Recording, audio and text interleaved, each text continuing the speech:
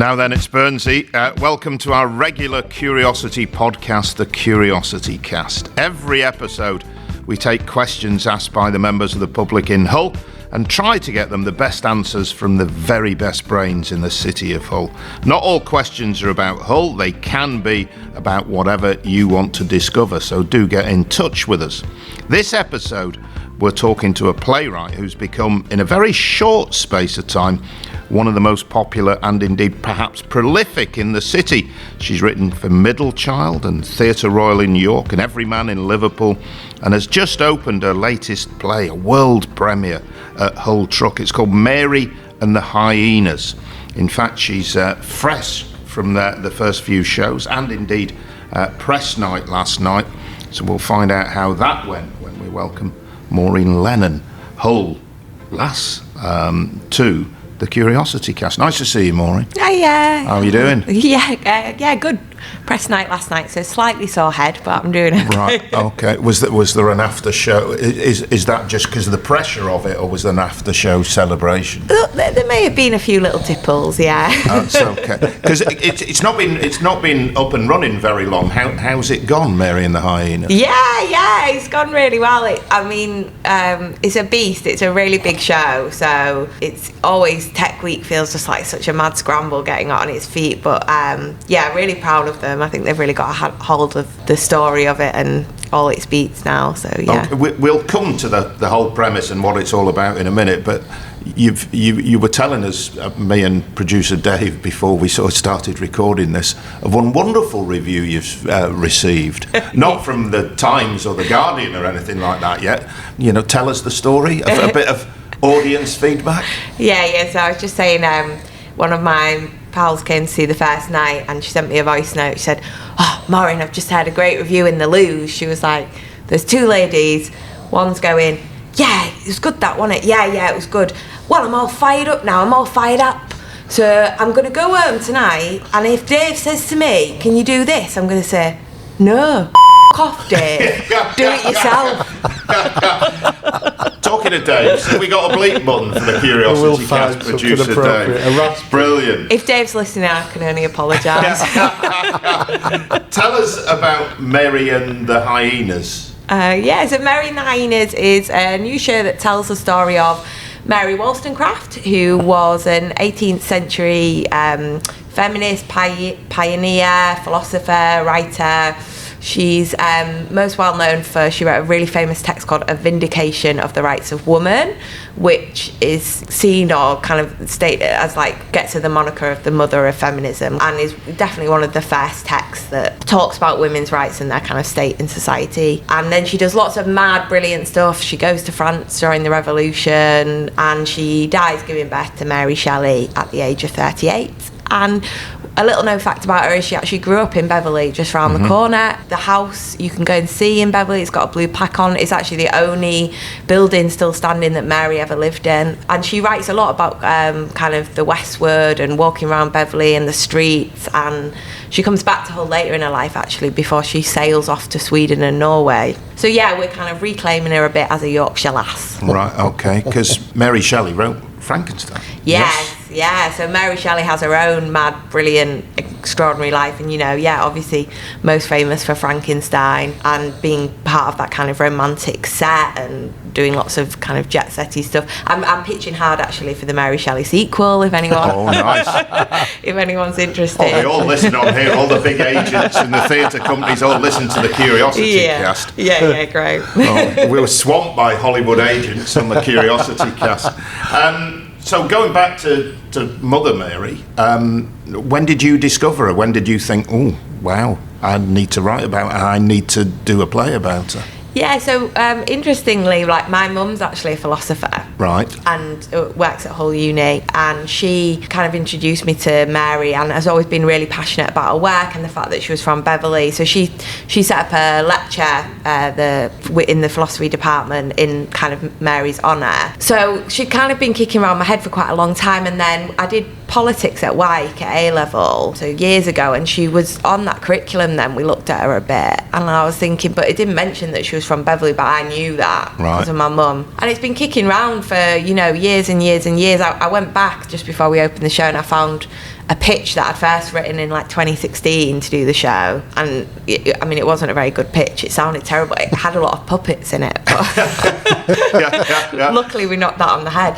But yeah, and then how this show came about was Mark from Hull Truck, we were kind of chatting, and he was asking me about maybe writing something about the city, and it was sort of in 2017, 2018, and there was a report released by this charity, Plan International, and it was looking at how the human rights of girls are upheld within the UK, and it ranked all the different local authorities on terms of how they were upholding all these different things to do with girls, and Hull came out really, really badly. It was like, I'm making this up, but it was definitely in the bottom 10. I think it was about the sixth worst place out of, a lot of place to grow up if you were a girl. And there was some really basic stuff about like life expectancy, but also, violence and job opportunity. Yeah, they were just really sad, and it made me, I kind of went to Mark and I said, look, this is so interesting, because actually I thought in City of Culture we did an amazing job. We just had 2017 of celebrating all the brilliant women from our city, but we are failing girls in our city right now, and Mary wrote so much about that and about how what do we do for the next generation. She really is talking to girls of the future, and although she's an 18th century woman, so much of what she had to say, I was like, it's very basic and we're still not managing to achieve. So I thought it made it feel like her story and what she had to say could really speak to the current moment. So that was kind of my pitch, and that's how we ended up making the show. Because while she's a sort of historical character, as it were, it's a very rock and roll show, isn't it? And we'll come to that in a minute, because and the music. But explain the Hyenas. What's the Hyenas about? Yeah, so we use a lot of music in the show, written by the brilliant Billy No Mates. I've been playing it on my radio shows. The album's fantastic. The tunes are brilliant. Yeah, it's just absolutely amazing. So yeah, the Hyenas are kind of a chorus of women who helped tell Mary's story in the show. They have crazy tracks. They play about 20 characters each. And in our show, Mary, one of the criticisms of her after she wrote Vindication of the Rights of Woman was that she was a hyena in petticoats. And I got a little bit obsessed with that, because I thought, I'm sure at the time it felt awful, but now it feels like I would love my daughter to be a hyena in petticoats. Like, what a great kind of thing to aim for. So the Hyenas, they sing, they play all these different characters, they help tell the story, but also they're kind of modern women who are engaging with Mary now, and both helping to bring her to us, but also helping to bring us to her and let her know a little bit about what we've done since. Their devices, their theatrical devices. Yeah. Very good. You're such a lovey, Dave, aren't you? You know it, don't you? They're not actual people then, they are theatrical devices. I think the best way to think about them is like an ensemble, a chorus, a band maybe, if you will. But so it is quite rock and roll. So that question about who are the Hyenas came from Liz in Hessel on My Manor. Billy No Mates, Hannah in Beverley wants to know, how did you get Billy No Mates to write the music? Begged. Did you?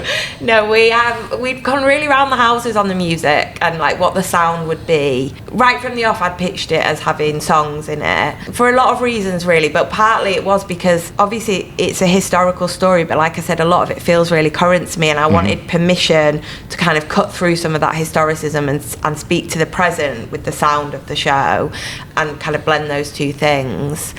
And we were like, what should it sound like? We looked at loads and loads of people. When we found, we'd just been listening to Billy No Mates, and we thought, wow, this is amazing. And then we thought, well, maybe she should do it. And I think we were just really lucky. It just landed on her desk at a time that was really great for her. She was really excited to try writing for theatre. And I think she'd not heard of Mary, but kind of once she went and looked into her, really connected with her story. To be honest, I think any female artist who's trying to make art and has to operate in the world and has felt that pressures, Mary's story is a story that you connect with, because you just recognise a lot of the things that are happening to her. And so it was just a real gift. And the brilliant thing about that music that which is Billy No Mates' real name, right, Tor's created, is we wanted something that just really embodied Mary's energy and punch, because that woman does not stop. She's a force field that just blitzes through, and Todd just got that from the off, and like as soon as the sounds came back, they carried so much of that force and energy. So did you write the lyrics as you wrote the music? Yeah, so it was kind of a combination, yeah, but I'd written some lyrical kind of suggestions. I am not very musical. And then she went away and made some changes, and then it was kind of a process. So some of the songs are really similar to that kind of first offer from me. Some she's like really taken and changed. It's a bit of a collaboration. They are genuinely fantastic. I mean, I like my music. Dave's a former musician. She's great. I saw her at Glastonbury a couple of years ago. Yeah. She was brilliant. The tracks are fantastic. So can people physically get the album? Is it on sale at Hull Truck when they come along? Yeah. So you can buy a copy of the album. We've got CDs, but also you can get it on Spotify. It's just released. So yeah, please do listen and download it. I think it's amazing. Yeah. I would agree with you. Maureen Lennon is our guest on the Curiosity Cast. This in from Ian, Preston Road area in East Hull. Do you prefer writing about real or fictional people? Oh, that's so interesting. I don't know, I was going to say I've not written about real people before, but that's actually not true because we did Guts last year. Guts the musical, yeah? Yeah. Or is it subject first? And then you find the character that fits? Oh yeah, it's always subject first, definitely. It's been really interesting.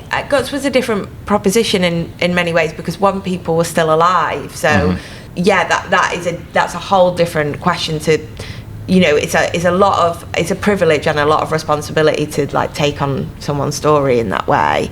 But I did feel that with Mary as well. The big thing about Mary was there was so much out there that existed about her. In some ways, it's felt like doing an adaptation of a novel, or because there was loads of material. And actually, you won't believe it when you watch the show because so much happens in the show. But we had to leave a lot of stuff out. Right. I mean, she dies at 38, but she doesn't have enough. She doesn't. I don't think she had a lot of sofa sagging. She travelled all over the world. Yeah. Well, not over the world, but a lot of places. She has a surprisingly busy and full life in 38 years, doesn't she? She does an amazing, incredible amount of stuff. But it has felt really special, the fact that she existed, and I've been quite emotional on this show in a way that I'm not always. And it sounds a little bit like lovely to say, but I think it's because I really do feel like when we do it, it's such a tribute to her, and it's really important to me that her voice is heard. So yeah, in many ways, the fact that she's real, that's been really special. We're talking on this episode of the Curiosity Cast to Hull playwright Maureen Lennon, whose new play is world premiering. I like saying that in Hull. There's a world premiere tonight at Hull Truck. It's called Mary and the Hyenas. It's on at Hull Truck until March the 1st. Soundtrack by Billy No Mates. Do check it all out. It's fantastic stuff. Maureen Lennon is our guest then. Where did it start for you? Because where did you go to school? Me? Wyke. Sixth form, but where did you go before that? Oh, well, I was at Newland Primary, that's closed down now, Newland Ave. I loved that school. And then I actually went out to Wolverton, even though I didn't live near there, just like various stuff. So I was at Wolverton, where Laura, who plays Mary, the lead in the show, actually was. We were actually in the same year at school. Oh, really? She's fab, isn't she? She's fantastic. What an exceptional actress, yeah. We're Absolutely so lucky to have her. She's absolutely brilliant. Yeah, did you get a choice in the casting? Yeah. So Laura was on board. Laura did quite a lot of early R&Ds for this show. We've been really lucky. So what's an R&D? It's just like research and development. Okay. We had some like readings, early stages, and like big chats basically about like where can the show go. So she's really been able to like feed into Mary's character, and yeah, it's really lovely to get to do something together because we've never done that professionally. We used to be in a youth Amdram group together when we was little, but it's lovely to get this chance to be making it. And were you always going to be a playwright? Was that always the drive? No, I thought when I went off to uni, I went to Bristol Uni. And a master's in Leeds? Yes, and I did my master's in Leeds, yeah. So by that point, by the time of my master's, I was like, I'll do script. But yeah, when I went to Bristol Uni, I did English and drama. And I thought maybe I'd love to be an actor, actually. I think in that way that a lot of people do when you just know you love theatre and you haven't quite figured out that there's other jobs. Do you know what I mean? You just think, God, I really want to be involved in this. And I did some bits of it. I was thinking, maybe I'll try for driving school. Anyway, what really shocked me when I got to Bristol Uni is in Hull, my mum and dad are from the south. They're actually from Bristol. So in Hull, people always don't think I've got a very strong Hull accent. So when I went to Bristol Uni, I thought I didn't have an accent, and then I kept getting cast in plays, and they kept saying, we love it that you're playing it with such a strong northern accent, like, we love that you did it so Yorkshire. And I was thinking, did I? And I thought, it took me a while. I thought, well, if you don't even know what you sound like, maybe acting isn't the one, for you.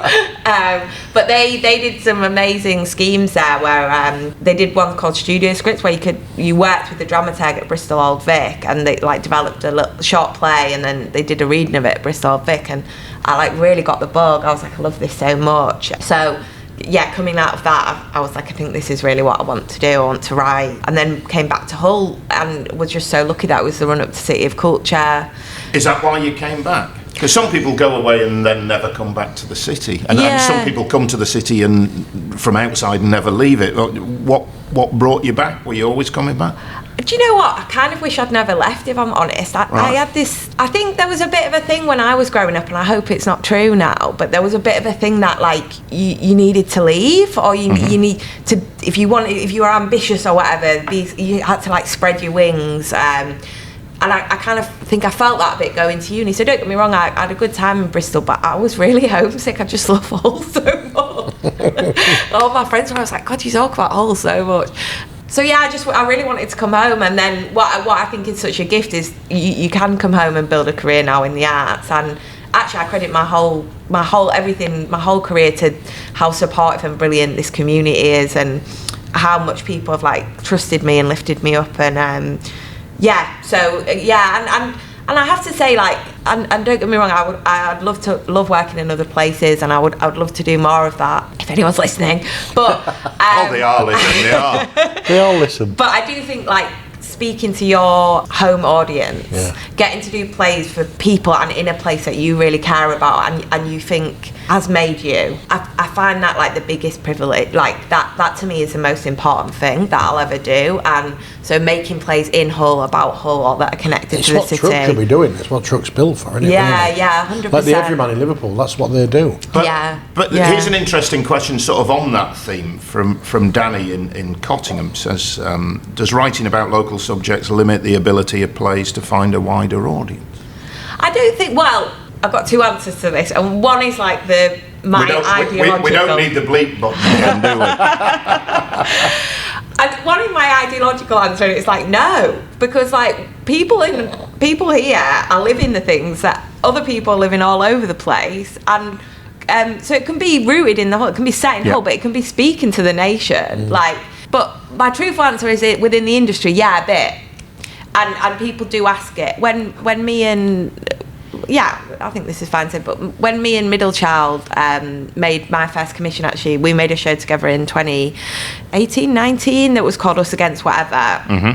And we called it a karaoke cabaret about Brexit. And it was looking at, the Brexit vote in the city and trying to understand that. And it was a really interesting experience because there was a load of talk in theatre at that moment where people were really shocked about Brexit. And they were like, mainly from London, we didn't see this coming. Like, they just couldn't get... And they were like, we need to listen. We need to be listening more to people that are in London. And it felt like for a moment people were going to, like, listen.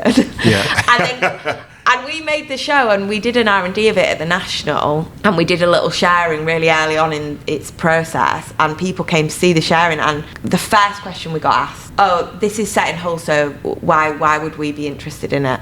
Is that what happened? Yeah. Wow. And I said... Let's start marching on them now.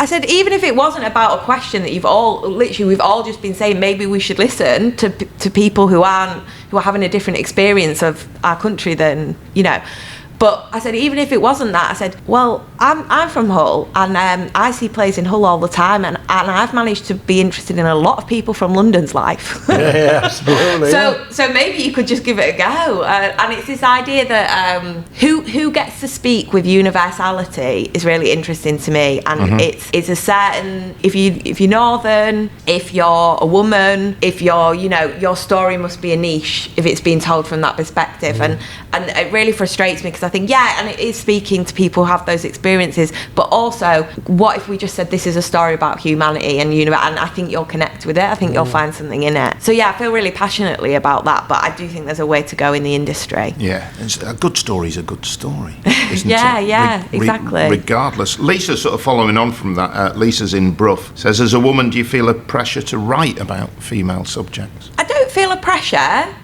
I suppose it's just what I'm interested in, or what I'm passionate about. I've never set out to be like, I mean, if you look at my body of work, it has been really female-led, but yeah, it's never been something that has felt like, I must do this. Yeah. There is a bit of a pressure in how stuff's received. I will say it does affect how things are received. From the industry or from the audience? From the industry, I think. Much less from audience. And I think sometimes there can be a bit of an idea of audiences have to know that they can come. So because it's a habit we all fall into. We like, this is about women and girls. So women and girls come along, like you'll love it. But also, you're thinking, but also I think men will really like. I hope you come as well. But yeah, you do get stuff. Us Against Whatever was an interesting one because we'd never really talked about that. It had 2 female leads in it, but it was trying to speak, what was it to about? the state. Explain what it was about. So it was about 2 female leads, best friends, and 2 Polish characters, brother and sister, in the run-up to the Brexit vote. It went from 2008 to Hull, and it tracked three different years, 2008, 20 up to 2016. God, that seems a long time ago now, doesn't it? Yeah. It was looking at the journey of the city really, and it opened actually, and with Dean Windas's Kick. All right. And all this energy of because I remember that year, and it was also the year, wasn't it, that we got St. Stephen's. Well, when you were in school.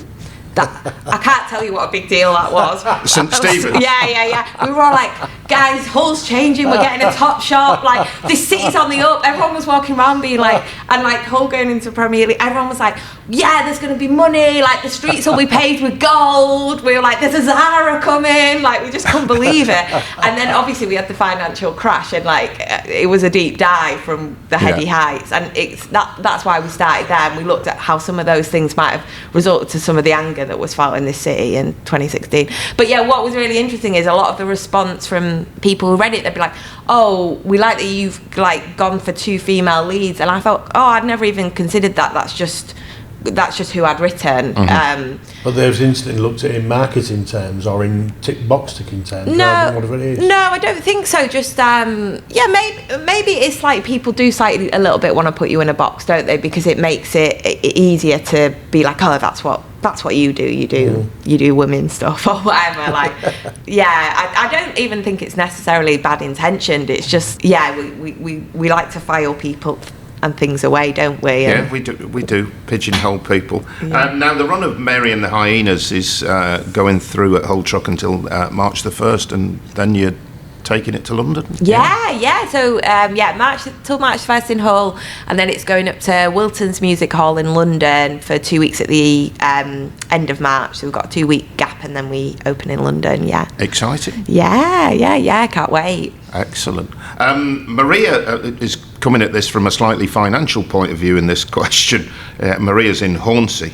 When you start to write a play, do you consider budget, or do you just write and worry about it later? Yeah, don't consider budget. No. Because, you should definitely write what you want to write. The only thing is, it is harder to get. The only thing that would be in the back of my mind is cast size. I think, it is hard to get.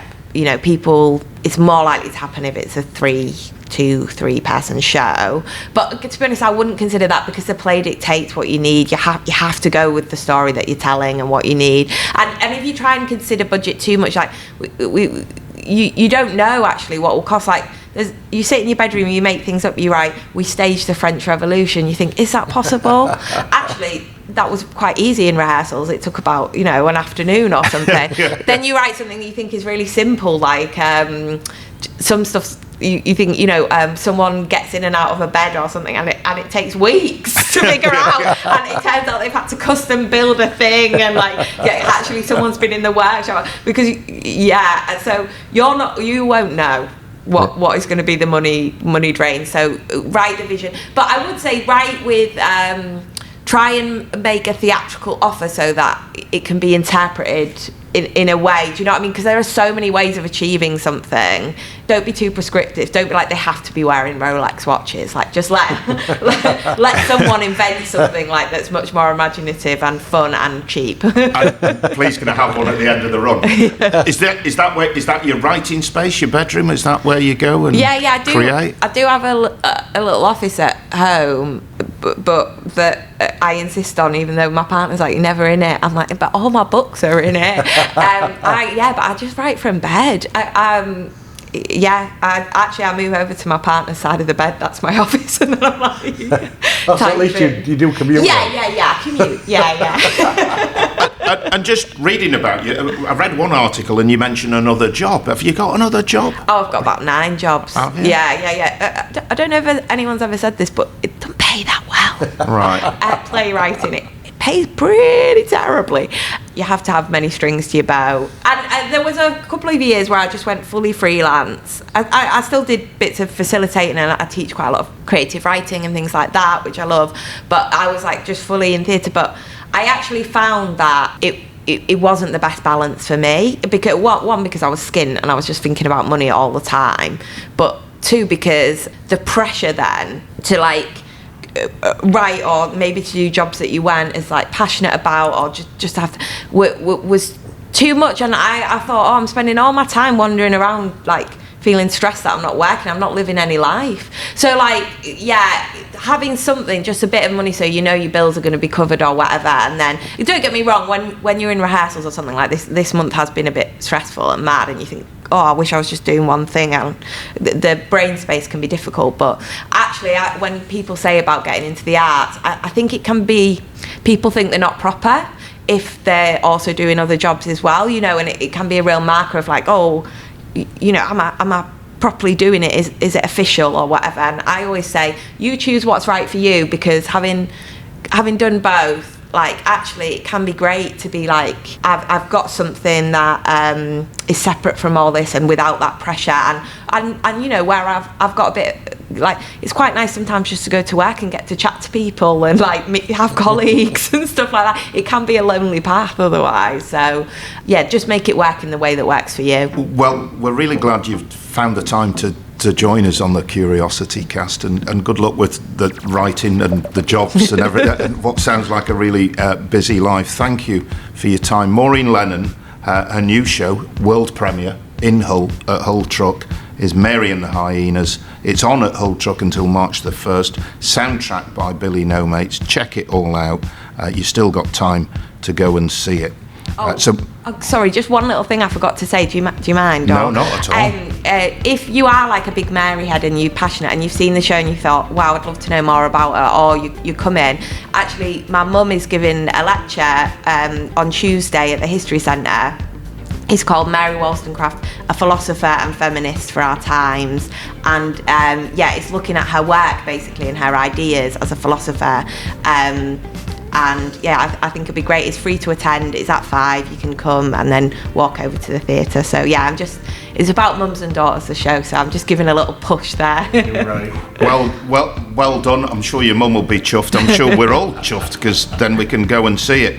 So our thanks to Maureen Lennon. Remember, you can ask questions and seek answers on the Curiosity website about all sorts of stuff. www.curiosityhull.co.uk, or follow and friend us on the socials, where we're Curiosity Hull on all the main feeds. We'll be back very soon with more quality answers to whatever question you'd like to ask.